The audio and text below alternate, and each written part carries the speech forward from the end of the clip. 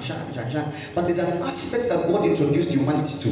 In the book of Genesis chapter 1, God says, be fruitful and whatever. So meaning, before man was born, there was a principle of fruitfulness. Before man came in chapter 2, this principle is coming in chapter 1. So God says, be fruitful, multiply. There was no Adam. So when Adam was born, but the moment Adam stepped there, he found a principle, and it is a principle of fruitfulness.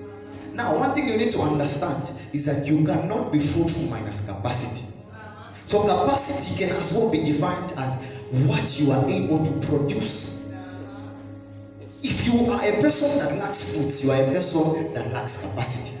The reason why we are here is so that we build capacity to produce. So even when we move, even when we start having our services here, we will have the ability to produce because we've built capacity. Hello? Now, I'm talking about capacity through living a life of wisdom. Now, what is wisdom? Wisdom is when you have an understanding and you take it to heart and you rightfully apply it. So we want to usher people into a dimension where wisdom becomes a lifestyle and not just something you think about when your friend comes. I need help or therefore advice. Please give me wisdom. Wisdom should not be something that comes once a year. Wisdom should be a state in which you exist. Now, how is it that you live a life of wisdom? I'm about to give you 4 quadrants of a life of wisdom. In fact, I'm even doing a repetition. I'm about to give you quadrants that will usher you into a season of wisdom. Hallelujah. Tell your neighbor, a season of wisdom. Now, number 1 quadrant is the aspect of a vision. There is no individual that builds capacity that is blind to what they want to do. So if you are a person that seeks capacity, if you want to have capacity, you need to have a vision. My brother, my sister, where do you see yourself 5 years from now? I'll be working in a hospital. What is it? This capacity that you are building, where is it taking you to? That is the vision. Now, there are a lot of scholars, a lot of people that have defined a vision, but I would like to give you my definition of a vision. Now, a vision is number 1, faith. A vision is number 1, faith. Number 2, purpose. Number 3, aspiration. Fused together to form an imaginary image. So a vision is faith, purpose, and aspiration fused together to have an image of where you are going. So if you are an individual that wants to get somewhere, you need to have number 1, where you want to go. Okay, so I am a student. I want to get to graduation. Okay, so your vision is to graduate. But then, who do you want to be? I want to be a graduate. That is your aspiration. Your aspiration is to be a graduate. So now that you are a graduate, what is your purpose? My purpose is to save lives. I am a clinical officer by profession. So when you get your faith, you get your purpose, and you get your aspiration, and you fuse them together, then you produce a vision. A vision minus faith will fade away. That is why some of us said, we're in Kabefi, but during the long run, we gave up. Why? Because there was no faith to back our aspiration and purpose. It is not just about imagining to be GBM. The question is, why do you want to be GBM? Why do you want to be as rich as Bill Gates? Where do you want to get yourself to? So you need to have faith to begin with. Number 2, you need to have an aspiration. Number 3, you need to have a purpose as to why you want to get there. Now, the Bible in the book of Genesis chapter 1 and verse 1 says, in the beginning, God created what? The heavens and the earth. Now, let me tell you something. Something cannot just begin like that. How is it just beginning with creation? It means before God created the heavens and the earth, somewhere God had a vision of the heaven and the earth. What I believe in is that there are certain things that He has hidden from us. Because for God to speak something into existence, it means in the head of God, He had a vision of the world. So for creation to come to pass, God had a vision of you and me. That is why the Bible comes back and tells us, God knew you before you were formed in the womb. God had a vision about you before you were formed. So before the world came to existence, God had to have a vision. He had to say, okay, there will be Makali somewhere on the earth. And that is why God stood and said, let there be Makali, because he has a vision of the earth. Hello? Hello? Now, our media, please just take us into the book of Habakkuk, chapter 2, verse 2 and 3. I want us to discuss a principle of something that the Spirit of God has given unto humanity. So, God had a vision of the earth. When I wake up in the morning, I'll just begin to talk.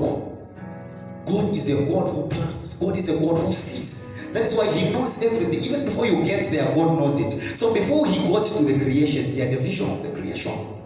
Now, the Bible is telling us to say, for the vision is yet for an appointed time. Now, a vision is not to happen today. You can't have a vision past 16 hours. No. You need to have a vision that will come at an appointed time. And that is why in my definition of a vision, I said you need to have faith. Because your appointed time cannot be now. It can be 5 years from now. So your faith is what will usher you into your appointed time. A vision is yet for an appointed time. But at the end of it, will speak and it will not lie. You get that? So meaning a vision will not mislead you. When you have a vision and the honesty of your heart, you write down a vision and you have it. It might not happen today, but in the end, it will not lie. It will be accomplished. Vision. Though it tarries, wait for it. Faith, Bani. Though it tarries, though they tell you, tarry and hold on, the vision is alive. We're going to take it out. Come on. Because it will surely come, it will not tarry. Meaning there's a season. Now, what I want you to understand, I say, though it tarries, wait for it. Because it will surely come, it will not tarry. You don't want to forget, but there's a contradicting factor there. The Bible says it will tarry again to say it will not tarry. The Bible is talking about seasons. Our Father in the Lord, Pastor Shadrach, that has led us through a series of seasons. So there's a season in which your vision has to tarry, and there's a season in which your vision does not have to tarry, it has to come to life. Faith.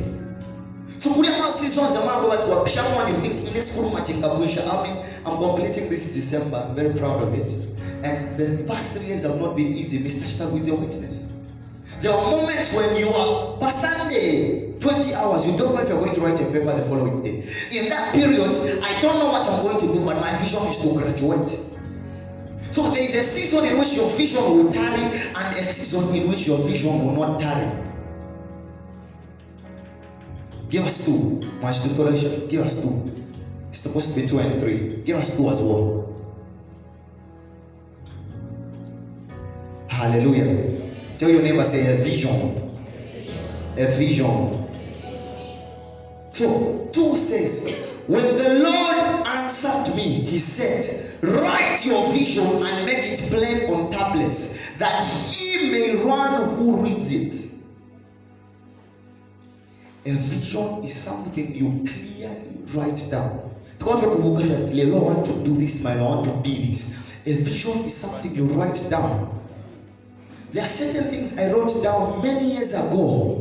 I said I want to get there. And I went home and I found a diary I used to own when I was in grade 8. I wrote certain things and I found that I had declared over my life that one day I will graduate. This is the vision coming to life.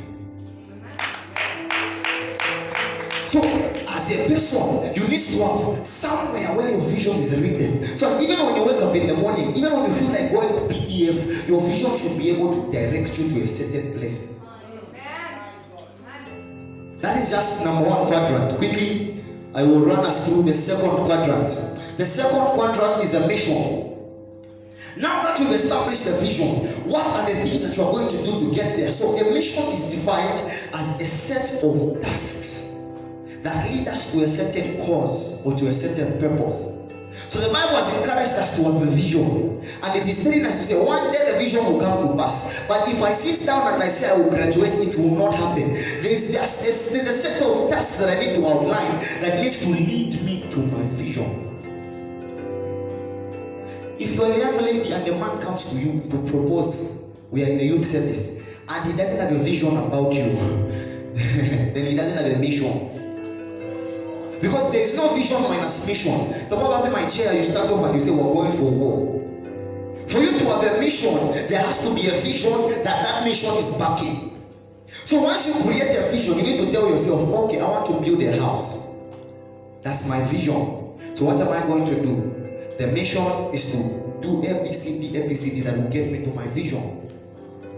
So a mission is a set of tasks that lead us to a certain cause, that lead us to a certain purpose. And one thing, when you read the book of 1 Samuel chapter 17, you discover that the Lord had ordained a vision even in the life of David. So when he went to fight Goliath, that fight was just a mission to lead him to his vision.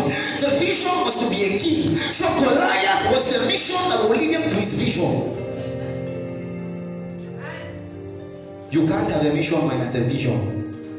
So set a vision. After a vision, set these tasks. Number 3, it is a goal. A goal, these are the results of that mission that you set. So if you set a mission, I want to do this. What is the goal in your mission? Every mission needs to have a goal. If it doesn't have a goal, you are wasting time. If David, when he was going to fight Goliath, he understood that Goliath will lead me to my vision. So what do I need to do? I need to set a goal. What was the goal there? To make sure that Goliath falls. Entrepreneurs who have been led through entrepreneurship, if you have a vision for your business and you've set a mission, you need to set goals for that mission. In the next 6 months as an entrepreneur, I will invest 30 billion in my business. What is the goal in that 30 billion? It is to make 20 billion at the end of the year. You have a goal, you have a mission, you have a vision. These are things that are coupled together. The last point that I want us to get is an objective. I'm past my time. Objectives, these are stepping stones to which will lead you to your goal. My mission, what is your mission?